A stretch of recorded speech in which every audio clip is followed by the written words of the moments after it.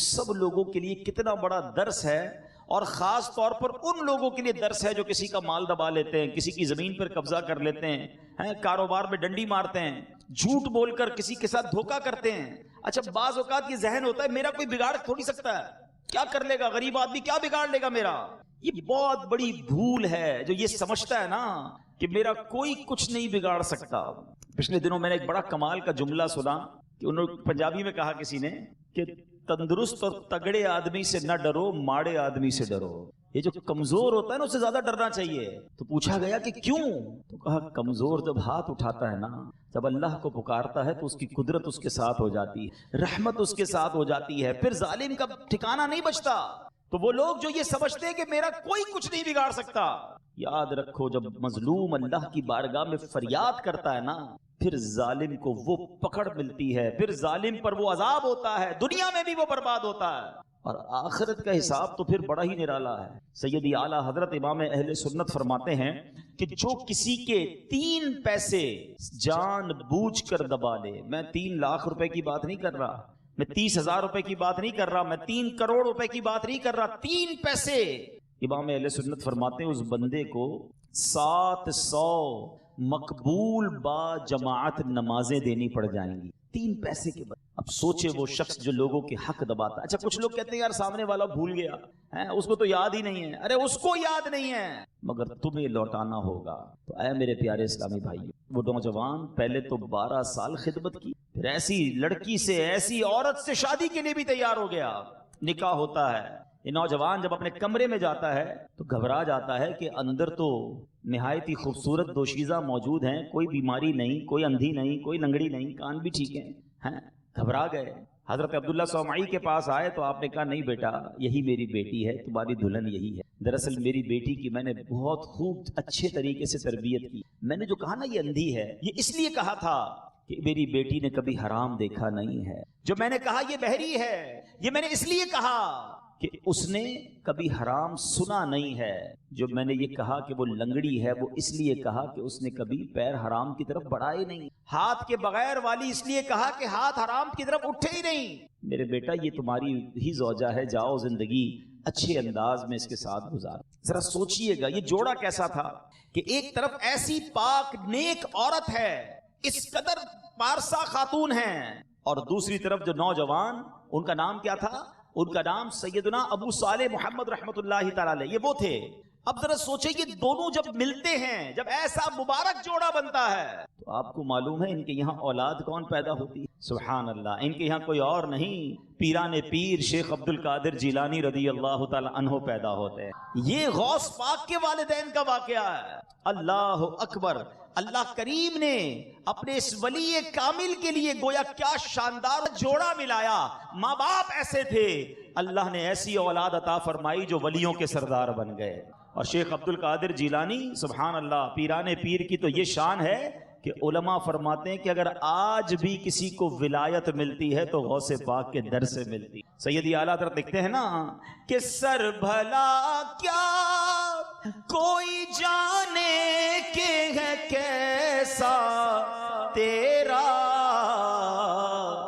اولیاء ملتے ہیں آنکھیں وہ ہے تلوہ تیرا، واہ کیا مرتبہ اے غوث ہے بالا تیرا، اونچے اونچوں کے سروں سے قدم آنا تیرا۔ یہاں جو سیکھنا ہے نا، اللہ اکبر، ایک تو خوف خدا، حقوق العباد، بندوں کا حق کس قدر اہمیت کا حامل ہے، ایک بات تو یہ سیکھنے کو ملی۔ دوسری بڑی اہم بات، حضرت عبداللہ صومعی رحمت اللہ تعالی علیہ جو غوث اعظم کے بھی نانا جان ہیں، انہوں نے اپنی نیک اور پارسا بیٹی کا نکاح جن سے کیا، اس میں کیا دیکھا؟ پیسے پوچھے، بیٹا بینک بیلنس کتنا ہے، جائیداد کتنی ہے، خاندان کون سا ہے؟ انہوں نے نیکی دیکھی، خوف خدا دیکھا، ایسا نوجوان دیکھا کہ جو اللہ کے خوف میں مبتلا ہے۔ آپ نے اپنی بیٹی کا نکاح ان سے کر دی۔ آج ہم نکاح سے پہلے کیا دیکھتے ہیں؟ یہاں مجھے والدین بھی سن رہے ہیں، نوجوان بھی سن رہے ہیں۔ میں کچھ بات والدین سے کرنا چاہتا ہوں، کچھ بات نوجوانوں سے کرنا چاہتا ہوں۔ مدنی چینل پر بھی مجھے والدین بھی سن رہے ہوں گے، نوجوان میرے بھائی میری بہنیں بھی مجھے سن رہی ہوں گی، ذرا غور سے سننا میری بات۔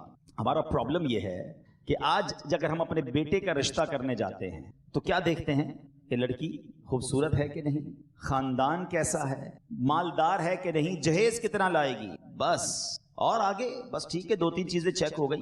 اچھا لڑکا ڈھونڈنا ہے تو کیا دیکھتے ہیں، کماتا کتنا ہے، کوئی بری عادت تو نہیں۔ اچھا بری عادت میں ہمارے نزدیک بری عادت کون سی ہے جو دنیا والے بری سمجھتے ہیں؟ شرابی تو نہیں ہے، جواری تو نہیں، ہیروئنچی تو نہیں، نشئی تو نہیں، ٹھیک ہے یہ بھی گناہ ہے، مگر کیا نماز نہ پڑھنا کوئی برائی نہیں ہے؟ یہ پوچھتے ہیں کیا کماتا ہے، یہ پوچھتے ہیں کہاں سے کماتا ہے، حلال کماتا ہے یا حرام کماتا ہے۔ اچھا ان دونوں طرف جو معاملات چیک ہو رہے ہیں، ان تمام باتوں سے بڑھ کر ایک بات ہے جو ہم پوچھتے ہی نہیں ہیں، نارملی نہیں پوچھتے کہ اس لڑکا یا اس لڑکی کا عقیدہ کیا ہے، اس کے بلیفز کیا ہیں، اس کے عقائد کیا ہیں، اللہ، اس کے رسول، صحابہ، اہل بیت، اولیاء کے بارے میں اس کی سوچ کیا ہے۔ یہ اتنی بڑی مسٹیک ہے کہ جناب ہم نے دیکھا کہ کسی والد نے اپنی بیٹی کی شاندار تربیت کی، پردہ بھی کروایا، اللہ، اس کے رسول، صحابہ، اہل بیت، اولیاء کرام کی محبت اس کے دل میں ڈالی، غوث اعظم رضی اللہ تعالی عنہ کا اس کو مرید بھی بنایا اور اس کے دل میں غوث پاک کی محبت بھی ڈال دی، مگر شادی کرتے وقت یہ نہ دیکھا کہ وہ لڑکے والے جن کے یہاں میں بڑا خاندان تو دیکھ رہا ہوں، اس کی گاڑی اور بنگلہ تو دیکھ رہا ہوں، اس لڑکے کی آمدنی تو دیکھ رہا ہوں، یہ نہ دیکھا کہ وہ دین میں کیسے ہے۔ وہ نیک عبادت گزار بچی کی جب شادی ہوئی تھوڑے دنوں بعد پتا چلا کہ اس بیچاری بچی کا پردہ ہی ختم کروا دیا ہے۔ وہ بچی تو ماں باپ کے کہنے پہ چلی گئی اس خاندان میں، اچھا پردہ بھی ختم کروایا گیا، اور تھوڑے دنوں کے بعد اس کا ذہن بھی خراب کرنا شروع کیا کہ تم یہ نبی پاک کا میلاد کیوں مناتی ہو، یہ غوث پاک کا ذکر کیوں کرتی ہو، یہ ولیوں کی باتیں کیوں ہوتی ہیں، ارے ساری زندگی جو تم نے کمائی کی تھی وہ تم نے ادھر رشتہ کر دیا، تم کو کوئی دیکھنا نصیب نہ ہوا۔ اچھا پھر اس لڑکے کے ہاتھ میں اپنی بچی کا ہاتھ آپ دے رہے ہیں کہ جو رشوت کا کام کر رہا ہے، جو سود کا کام کر رہا ہے، حرام کما رہا ہے۔ مجھے بتاؤ نا یہ کیا فیصلہ کیا آپ نے؟ آپ سوچیں یہ نسلوں کا فیصلہ ہے، آپ نے اپنی بچی اس خاندان میں دی۔ سود کمانے والے کے بارے میں احادیث میں کیا روایت ملتی ہیں؟ یعنی یہ وہ شخص ہوتا ہے جو اللہ سے لڑائی لڑ رہا ہے، آپ اللہ سے جنگ کرنے والے کے ساتھ اپنی بچی دے رہے کیونکہ آپ نے یہ دیکھا کتنا کماتا ہے۔ یہ تو توفیق ہی نہیں ملی کہ چیک کرتے حلال کماتا ہے یا حرام کماتا ہے۔ سوچنے والی بات ہے آنے والی نسلوں کا کیا ہوگا۔ ارے غوث اعظم رضی اللہ تعالیٰ عنہ کے والدین نیک تھے، اللہ نے کیسی نیک اولاد عطا فرمائی۔ آپ اگر ایسے لوگوں کے ساتھ رشتہ کریں گے جن کی عقائد درست نہیں، اعمال درست نہیں، روزی حلال نہیں، تو کیسے آنے والی نسلوں کا حال برا نہیں ہوگا۔ اور بالکل اسی طرح اے نوجوانوں سنو، کتابوں میں ایک بات پڑھی میں نے، ہے بڑی عجیب بات، کہ نوجوان جتنے ہیں نا جن کی شادیاں نہیں ہوئی، یہ میں ان سے بات کر رہا ہوں، کتابوں میں لکھا کہ تم پر تمہاری ہونے والی اولاد کا ایک حق ہے۔ بندہ کہ یار ابھی تو شادی نہیں ہوئی، اولاد کا حق کہاں سے آ گیا؟ ہاں، ہونے والی اولاد کا حق یہ ہے کہ اس کے لیے اچھی ماں تلاش کی۔ جی جناب، کیونکہ ماں ہی پہلی ٹیچر ہوتی، ماں ہی پہلی درس گاہ ہوتی ہے۔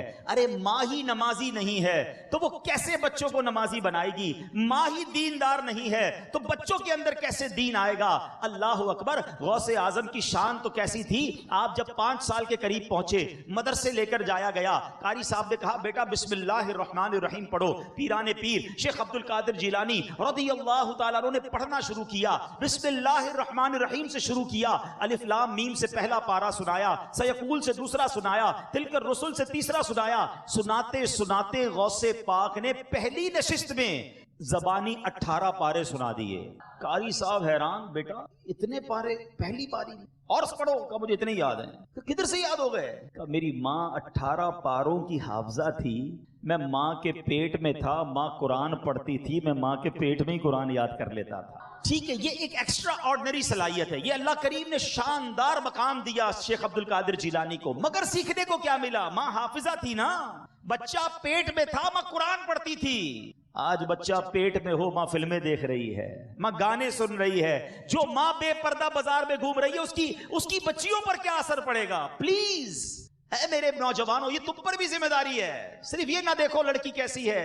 ہمارے ایک ہی کانسیپٹ ہے، وہ دکھنے میں اچھی ہونی چاہیے. ارے یہ شکل و صورت یہ چند دنوں کا پیار ہے، ساری زندگی گزارنی ہے. دیکھو دین میں کیسی ہے. اور میں نبی پاک علیہ الصلوۃ والسلام کی آپ کو حدیث سناتا ہوں. کچھ لوگ تو شادی اسی لیے کرتے ہیں، بڑا خاندان ہوگا، بڑا پیسہ آئے گا، ارے جناب بڑا نسب ہوگا، بڑی فیملی کے ساتھ ذرا میرا تعلق ہو جائے گا کہ میں فلاں خاندان کا داماد ہوں. سنو اللہ کے حبیب علیہ الصلوۃ والسلام کیا فرماتے ہیں. نبی پاک علیہ الصلوۃ والسلام نے فرمایا کسی عورت سے نکاح کے لیے 4 چیزوں کو مد نظر رکھا جاتا ہے. نمبر 1 اس کا مال، نمبر 2 حسب نسب فیملی خاندان، نمبر 3 حسن و جمال، اور نمبر 4 دین. 4 چیزوں کو چیک کرنے والے کرتے ہیں. آقا علیہ الصلوۃ والسلام نے فرمایا تمہارا ہاتھ خاک آلود ہو، تم دیندار عورت کے حصول کی کوشش. یعنی ان 3 چیزوں کی کوئی اہمیت نہیں، دیندار ہونا ضروری ہے. پتا چلا بڑا پیسہ ہے، بڑا حسن و جمال ہے، عقیدہ ہی درست نہیں ہے، دل میں گندگی بھری ہوئی ہے، بے حیائیاں ہیں. بتاؤ نا آنے والی نسلوں کا کیا بنے گا؟ تو دیندار کا انتخاب یہ خود نبی پاک علیہ الصلوۃ والسلام نے تربیت فرمائی. ایک اور جگہ نبی پاک علیہ الصلوۃ والسلام فرماتے ہیں، ابن ماجہ کی حدیث ہے، میرے آقا فرماتے ہیں بے شک دنیا بہترین استعمال کی چیز ہے، لیکن اس کے باوجود نیک اور صالحہ عورت دنیا کے مال و متاع سے بھی افضل و بہترین.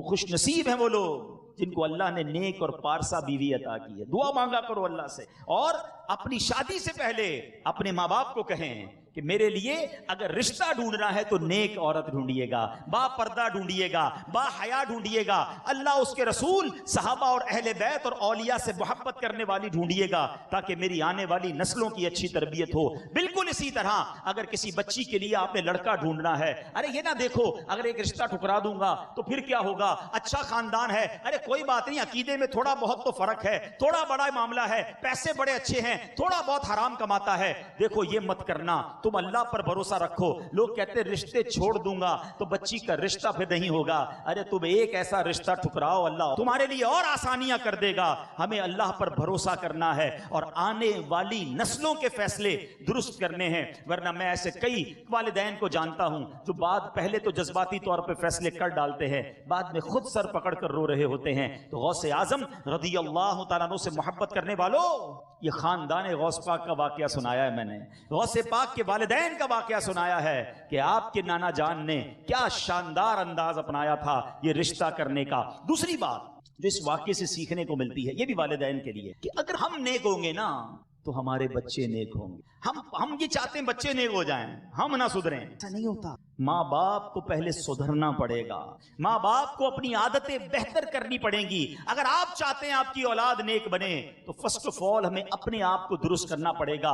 وہ والد کیسے امید رکھتا ہے کہ میں 5 ٹائم نماز نہ پڑھوں، صرف جمعے کی نماز پڑھوں اور میرا بیٹا 5 وقت کا نمازی بن جائے، خود شراب پیتا ہو اور کہے میرا بچہ نیک بن جائے. وہ ماں کیسے امید رکھتی ہے خود بے پردہ گھومے اور کہے میری بچی با پردہ ہو جائے. نہیں جناب، ہمیں بدلنا ہوگا. بچے انسپریشن لیتے ہیں، بچے پہلے ماں باپ کو دیکھتے ہیں. میں آپ کو مثال کے ذریعے سمجھا دیتا ہوں. دیکھیں جس گھر میں نماز ہوتی ہے، دادا دادی نماز پڑھتے ہوں، نانا نانی نماز پڑھتے ہوں، آپ نے دیکھا ہوگا چھوٹے چھوٹے بچے بھی نماز پڑھ رہے ہوتے ہیں. وہ جا نماز بچھائیں گے، ابو کے ساتھ آ کے چھوٹا بیٹا کھڑا ہو جائے گا. چھوٹی بچی جس کو دوپٹہ باندھنا بھی نہیں آتا، وہ دوپٹہ باندھے گی، امی جان یا نانی جان کے ساتھ پڑھنا شروع کر دے گی. کیوں؟ وہ جو دیکھتے ہیں وہ اپناتے ہیں. اب گھر میں نماز کی بجائے گانے باجے ہوں، گھر فلمیں ڈرامے ہوں، گھر میں گالی گلوچ ہو، گھر میں برے کام ہوں، ان کے بچوں پر کیا اثر ہوتا ہے؟ ان کے بچے باہر گالیاں دے رہے ہوتے ہیں، ان کے بچوں پر انسپریشن ہی یہی ہوتی ہے. تو پلیز اگر آپ چاہتے ہیں، اور ہمیں چاہنا پڑے گا، ہاں یہ بھی میں آپ قرآن کی آیت سنانے جا رہا ہوں، یہ والدین کی ذمہ داری ہے اپنے بچوں کی اچھی تربیت کرنا، اور یہ حکم قرآنی ہے. اللہ کریم قرآن مجید فرقان حمید میں ارشاد فرماتا ہے، یا ایھا الذین آمنوا قوا انفسکم واہلیکم نارا وقودها الناس والحجارہ علیہا ملائکۃ غلاظ شداد لا یعصون اللہ ما امرہم ویفعلون ما یؤمرون. اے ایمان والو، اپنی جانوں اور اپنے گھر والوں کو اس آگ سے بچاؤ جس کے ایندھن آدمی اور پتھر ہے. اس آگ سے بچانے کا حکم دیا گیا ہے ہمیں. آگے فرمایا اس پر سخت کرے، یعنی طاقتور فرشتے مقرر ہیں جو اللہ کا حکم نہیں ٹالتے اور جو انہیں حکم ہو وہی کرتے. جب یہ نبی پاک علیہ السلام نے یہ آیت صحابہ کے سامنے تلاوت کی نا تو صحابہ نے عرض کی یا رسول اللہ صلی اللہ تعالی علیہ وسلم ہم اپنے اہل و عیال کو جہنم کی آگ سے کیسے بچا سکتے ہیں؟ پیارے آقا مدینے والے مصطفیٰ صلی اللہ تعالی علیہ وسلم نے ارشاد فرمایا تم اپنے اہل و عیال کو ان چیزوں کا حکم دو جو اللہ عز و جل کو محبوب ہیں اور ان کاموں سے روکو کہ جو رب تعالیٰ کو ناپسند ہے. تو حتی المقدور اپنی پوری کوشش کرنی ہے اپنی اولاد کو گناہ سے بچانے کی، انہیں نیکی کا راستہ دکھانے کی. مگر یہاں ایک اور بات بھی سمجھنی ہے، اولاد کی تربیت تو کرنی ہے لیکن والد پر لان نہیں کر سکتے، تان نہیں کر سکتے. اگر کسی کا بیٹا جو ہے وہ فرما بردار نہیں بنتا، کسی کا بیٹا نمازی نہیں بنتا تو کہیں یار یہ دیکھو باپ خود تو نمازی بیٹے کو نمازی نہیں بنا سکا. تو ایک لمٹ تک ذمہ داری ہے، وہ نہیں مانتا، اس کے نصیب میں ہدایت نہیں. تو ہم کسی کی اولاد کی وجہ سے کسی کے والد پر لان تان نہیں کر سکتے، کیونکہ اگر ایسا کرنے جائیں گے تو بات بہت دور تک چلی جائے گی. قابیل کون تھا؟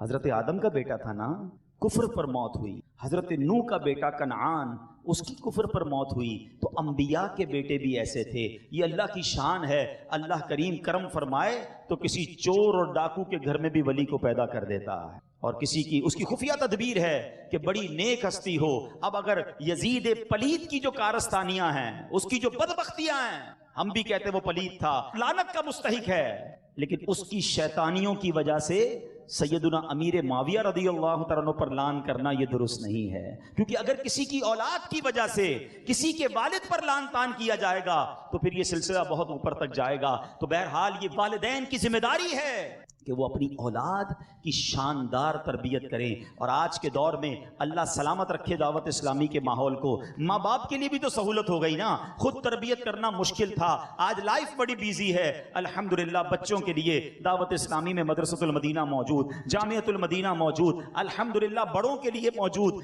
اسلامی بہنوں کے لیے موجود، تو پوری فیملی کے لیے مدنی چینل موجود. اتنے سارے ٹولز ہیں ہمارے پاس، اتنے سارے طریقے ہیں کہ اگر ہمارا ذہن بن جائے کہ مجھے اپنے آپ کو بھی بچانا ہے، اپنی اولاد کو بھی بچانا ہے، اپنی فیملی کو بھی سدھارنا ہے، تو اللہ کی رحمت سے دعوت اسلامی کا یہ مدنی ماحول ہمارے سامنے ہے. تو بہرحال اس واقعے سے ہمیں یہ سبق ملتا ہے. اب سبحان اللہ شیخ عبد القادر جیلانی رضی اللہ تعالیٰ عنہ کی ولادت ہوتی ہے. اللہ کریم نے کیسا مرتبہ دیا. آئیے ذرا غوث اعظم کا ایک تھوڑا سا تعارف بھی سن لیں تاکہ ہمیں غوث اعظم رضی اللہ تعالیٰ عنہ کی بایوگرافی کے بارے میں پتہ ہونا چاہیے. آپ جو ہے آپ کا نام عبد القادر، کنیت ابو محمد ہے، محی الدین یعنی دین کو زندہ کرنے والے، اور غوث الثقلین یعنی جنوں اور انسانوں کے غوث مددگار، یہ آپ کے مشہور القاب ہیں. حضور غوث اعظم 470 ہجری کو جیلان میں پیدا ہوئے. آپ 91 ایئرز 91 سال آپ کی عمر مبارک تھی. 561 ہجری میں آپ نے دنیا سے پردہ فرمایا. حضور غوث اعظم رضی اللہ تعالیٰ عنہ ولیوں کے ولی ہیں، پیروں کے پیر ہیں، روشن ضمیر اور سلطان الاولیاء ہیں. جس طرح آپ رحمت اللہ تعالی ولایت میں بہت بلند مرتبہ رکھتے ہیں، یہ بہت سارے لوگوں کو شاید نہیں پتا. آپ کی کرامتیں تو بڑی بیان کی جاتی ہیں، بے شک آپ ولیوں کے ولی ہیں، مگر آپ علم میں بھی بہت اونچے مقام کے مالک ہیں. آپ اپنے زمانے کے سب سے بڑے مفتی تھے، باقاعدہ فتوے بھی لکھا کرتے تھے اور مدرسے میں پڑھایا بھی کرتے تھے. سبحان اللہ. شیخ عبد القادر جیلانی رحمت اللہ تعالی علیہ کی زندگی کے 3 حصے ہیں. ٹھیک ہے، نوجوان بیٹھے ہیں، اسٹوڈنٹس بھی بیٹھے ہیں، ذرا غور سے سنیں. پہلا حصہ آپ کی ولادت سے لے کر 18 سال تک کا، جو آپ کا ینگ ایج، یوتھ جس کو کہتے ہیں، پیدائش سے لے کر جو 18 سال تک تھا، آپ اس میں اپنے آبائی وطن جیلان میں ہی تشریف فرما رہے. جو دوسرا حصہ تھا 18 سال سے لے کر 51 سال تک، یہ آل ٹوگیدر 33 سال مزید بنتے ہیں. اس پہ غوث اعظم رضی اللہ عنہ جیلان سے بغداد آ گئے، بہت علم دین حاصل کیا، خوب مجاہدات بھی کیے، جنگلوں میں تشریف لے جاتے، تنہائی میں رہ کر اللہ پاک کی عبادت کرتے اور فکر و ذکر میں مصروف رہا کرتے. اور پھر جو تیسرا حصہ ہے 51 سال سے لے کر 91 سال تک، یہ 40 سال بنتے ہیں، یہ 40 ایئرز کا ٹائم ہے. اس میں آپ نے باقاعدہ درس و بیان کا سلسلہ شروع کیا، نیکی کی دعوت کو عام کیا، علم دین کی روشنی پھیلائی، ہدایت کے چراغ جلائے، لوگوں کو دین حق کی راہ دکھائی، سنتوں کو عام کیا اور ہزاروں بھٹکے ہوئوں کو سیدھے رستے کا مسافر بنا دیا. اچھا یہ بڑا کمال کا غوث پاک رضی اللہ عنہ کی زندگی کا ایک یوں سمجھیے کہ خوبصورت سا جائزہ ہے. جیلان میں 18 سال جب ہو گئے نا تو آپ نے اپنی والدہ سے کہا کہ ماں جی اب میں بغداد جانا چاہتا ہوں اور علم دین حاصل کرنا چاہتا ہوں. کیسے ماں باپ تھے, پہلے ہی سے تربیت شاندار تھی, نیک اور پارسا تو پہلے ہی تھے, بیٹے کو روکا نہیں. یہ ان والدین کے لیے درس ہے کہ بچہ جب نیکی کے راستے پہ جاتا ہے تو اس کو روکنے لگتے ہیں. ارے بیٹا اتنا دین میں نہ جاؤ, ابھی سے داڑھی کہاں رکھو گے, ابھی سے کہاں تم دین کے کاموں میں اتنے آگے جا رہے ہو, ابھی تو زندگی گزارنی ہے. بچہ دین کی طرف بڑھتا ہے. کیسے بد قسمت ہیں وہ ماں باپ جن کے دل میں تشویش بڑھتی. خدا کی قسم دل میں خوشی بڑھنی چاہیے کہ یا اللہ یہ تیری مہربانی کہ آج کے پرفتن دور میں میرا بچہ سنیما نہیں مسجد کی طرف جا رہا ہے, شراب کے اڈے کی طرف نہیں مدنی قافلے میں جا رہا ہے, وہ بے حیائی والی کتابیں نہیں دین کی کتابیں پڑھنا چاہ رہا ہے. ارے ایسے ماں باپ کو تو بچے کی حوصلہ افزائی کرنی چاہیے. مگر ہمارے پاس ایسے واقعات آتے ہیں کہ بچہ نیک بننا چاہتا ہے, ماں باپ دل توڑ رہے ہوتے ہیں, ماں باپ سختی کر رہے ہوتے ہیں. سنو آپ کی ماں نے کیا کہا, کہ بیٹا ضرور جاؤ مگر اب ہماری تمہاری ملاقات محشر کے میدان میں ہو. کیونکہ اس زمانے میں ٹریول ہوتا تھا, لمبا ٹریول. ماں کو پتا تھا بیٹا واپس آنے سے پہلے میں دنیا سے چلی جاؤں گی, مگر کتنی بڑی قربانی تھی. ماں نے نصیحت کیا کی کہ بیٹا ہر حال میں سچ بولنا ہے. بیٹا چلا گیا, کچھ پیسے بھی دیے ماں نے کرتے پہ سی کر. اس زمانے میں تو قافلے روڈوں پہ جاتے تھے, ڈاکو بھی ڈاکہ مارتے تھے, تو پیسے 40 دینار کے قریب آپ کو آپ کے کپڑے کے اندر سی کر دے دیے. قافلہ جیسے ہی آگے گیا, کچھ راستے میں رات ہوئی تو ڈاکوؤں نے حملہ کر دیا, سارے قافلے کے پیسے جو ہے وہ چھین لیے. 18 سال کے آپ نوجوان تھے, ڈاکو کو امید تو نہیں تھی کہ اس نوجوان کے پاس کچھ پیسے ہوں گے, مگر کسی نے پوچھ لیا بتاؤ اے نوجوان تمہارے پاس کیا ہے. آپ نے کہا 40 دینار ہیں. اچھا 40 دینار کہاں ہیں؟ کئی کپڑے کے اندر چھپے ہوئے سلے ہوئے. عجیب نوجوان ہے, پیسے بھی بتا رہا ہے, جگہ بھی بتا رہا ہے کہاں چھپا کے رکھے. سردار کو بلایا کہ سردار ایک نوجوان عجیب سی باتیں کر رہا ہے, کہتا ہے کپڑے میں پیسے چھپے ہوئے سلے ہوئے بھی ہیں. سردار آیا کہ نوجوان کتنے پیسے؟ کا 40 دینار. کہاں ہیں؟ بولے لباس میں سلے ہوئے ہیں. کہ نوجوان لوگ تو ہم سے مال چھپاتے ہیں, تم خود ہی بتا رہے ہو, کیا وجہ ہے؟ اللہ اکبر. دیکھو سچے کی زبان سے جب بات نکلتی ہے تو کیسا اثر رکھتی ہے. شیخ عبد القادر جیلانی فرماتے ہیں کہ میری ماں نے بس مجھ سے ایک وعدہ لیا تھا کہ بیٹا ہر حال میں سچ بولنا. آپ نے سوال کیا, میں نے بتا دیا, پیسے ادھر پڑے ہوئے. اب مجھے ایک بات بتائیے, غوث اعظم نے کوئی بیان نہیں کیا ہے, کوئی روایتیں آیتیں نہیں سنائیں, صرف آپ نے سچ بولا. اللہ اکبر. اس سچی زبان سے جب وہ جملے نکلے نا تو وہ ڈاکوؤں کے سردار کے دل میں پیوست ہو گئے. وہ ڈاکوؤں کا سردار کہتا ہے, زارو کتار رونے لگا, اپنے ساتھیوں سے کہتا ذرا دیکھو یہ نوجوان نے اپنی ماں سے ایک وعدہ کیا ہے, یہ اس وعدے کو پورا کر رہا ہے. ارے میں تو رب سے کیے ہوئے روز وعدے پامال کر رہا ہوں, میں قیامت کے دن اپنے رب کی بارگاہ میں کیا جواب دوں گا. ڈاکوؤں کا سردار رونے لگا, اپنے ڈکیتی سے توبہ کی, سارے قافلے والوں کا مال واپس کر دیا. ارے صرف شیخ عبد القادر جیلانی کا نہیں, پورے قافلے والوں کا مال سلامت رہ گیا. کیا سیکھنے کو ملا؟ سچ کو آنچ نہیں ہے. ہاں لوگ کہتے ہیں یار جھوٹ بولو تو ہی کام بنے گا. نہیں جناب, بنے گا نہیں, بگڑے گا. سچا جو ہے وہ اللہ کو بڑا پسند ہے. سچائی یہ اولیاء کا طریقہ ہے, یہ نبی پاک کا طریقہ ہے. مجھے ایک بات بتاؤ نا, نبی پاک علیہ الصلوۃ والسلام نے 40 سالہ زندگی جب گزاری تھی اور مکے کے لوگوں میں اب اعلان نبوت کا وقت آیا تھا, اس وقت میرے آقا صفا کی پہاڑی پر کھڑے ہو کر آپ نے ایک عظیم الشان اعلان کیا تھا, اے لوگوں بتاؤ میں کون ہوں. یہ کیسا اعلان ہوتا ہے, یہ بڑا ڈیفیکلٹ ہوتا ہے. اپنے ساتھ رہنے والوں کے سامنے یہ پوچھ لینا کہ مجھے بتاؤ میں کون ہوں, تو پھر لوگوں کو بڑی باتیں پتا ہوتی ہیں. مگر میرے آقا کی شان دیکھو, 40 سال ان خون خوار لوگوں کے درمیان رہے تھے, مگر سب کی زبان پر ایک ہی جواب تھا, آپ امین ہیں, آپ صادق ہیں, آپ امانت دار ہیں, آپ سچے ہیں. ایک بات تو بتاؤ, بے حد محبت ہے آقا سے, بڑی محبت ہے غوث اعظم سے. آقا امین ہیں, غوث پاک سچے ہیں, اور یہ نبی پاک کو ماننے والا غوث پاک کا دیوانہ کیسے جھوٹ بول دیتا ہے؟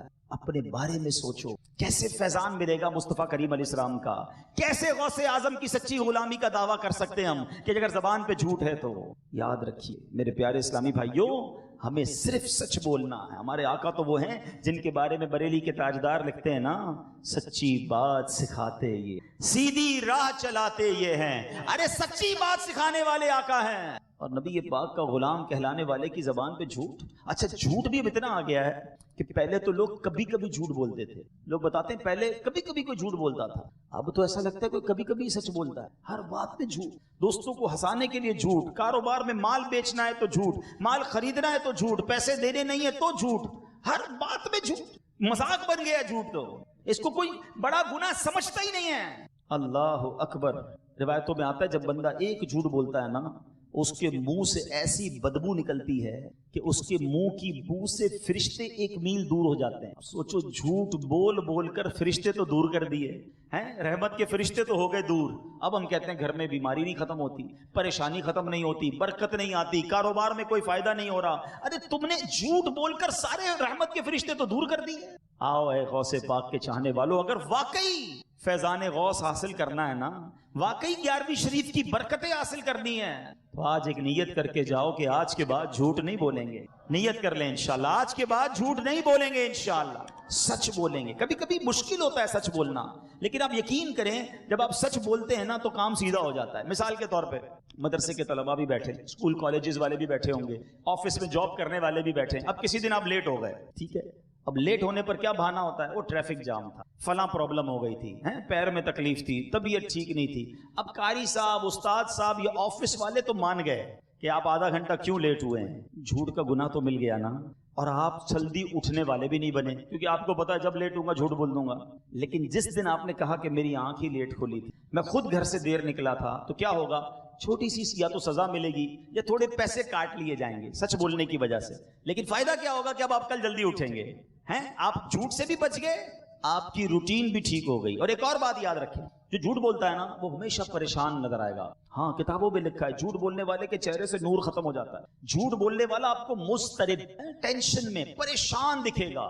سچ بولنے والا بڑا پرسکون دکھے, اس کے چہرے پہ نور ہوگا. اللہ اکبر. نبی پاک علیہ الصلوۃ والسلام جب لوگوں کو اسلام کی دعوت دیتے تھے نا, تو کئی بار ایسا بھی ہوا کہ لوگ جو پیارے آقا کا چہرہ دیکھتے نا, کہتے یہ چہرہ کسی جھوٹے کا نہیں ہو سکتا. ایسا چہرہ, یہ جو کہتے ہیں سچ ہی کہتے ہیں. ہاں, جو سچ بولتا ہے نا, کام, کوائٹ, پرسکون, بڑا ریلیکس ملے گا آپ کو. اور اس کی وجہ بھی ہے, ایک وجہ بھی بتا دیتا ہوں. مثال کے طور پہ جس کی عادت ہی جھوٹ بولنے کی ہے, آپ سے ملا کہاں رہتے ہیں, مثال کے طور پہ کوئی بندہ کسی غریب علاقے میں رہتا ہے, کوئی نہ کوئی ایسا علاقہ ہوگا جو غریبوں کا علاقہ ہوگا. اب اس کو بتانا نہیں ہے میں وہاں رہتا ہوں, تو وہ کہے گا میں تو جناب کینال روڈ پہ رہتا ہوں. اچھا, اب بتایا اس کو گھر کہیں اور ہے, راستہ بتایا, علاقہ بتایا کوئی مہنگے علاقے کا.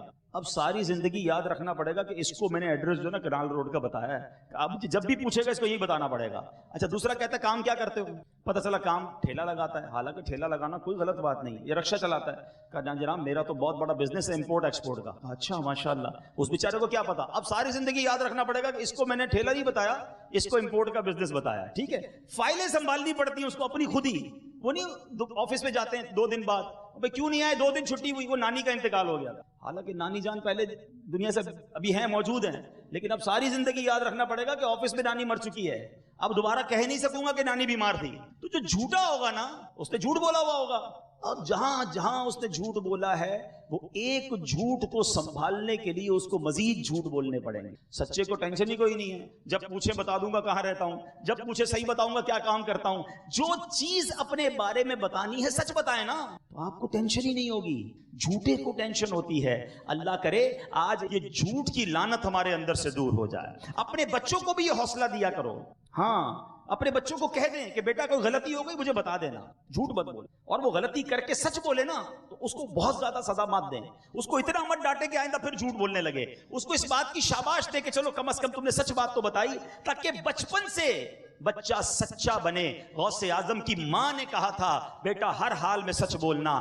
آج ہم دانستہ یا غیر دانستہ اپنے بچوں کی خود ٹریننگ کر رہے ہیں جھوٹ بولنے کی. وہ کیسے, گھر میں فون آیا کسی کا, ابو نے کہا بیٹا ذرا کہہ دو ابو سو رہے ہیں. بیٹا دیکھ رہا ہے ابا جاگ رہے ہیں, مجھے کہہ رہے سو رہے ہیں. باہر دروازے پہ دستک ہوئی, کہا ابو گھر پہ نہیں ہے بتا کے آؤ.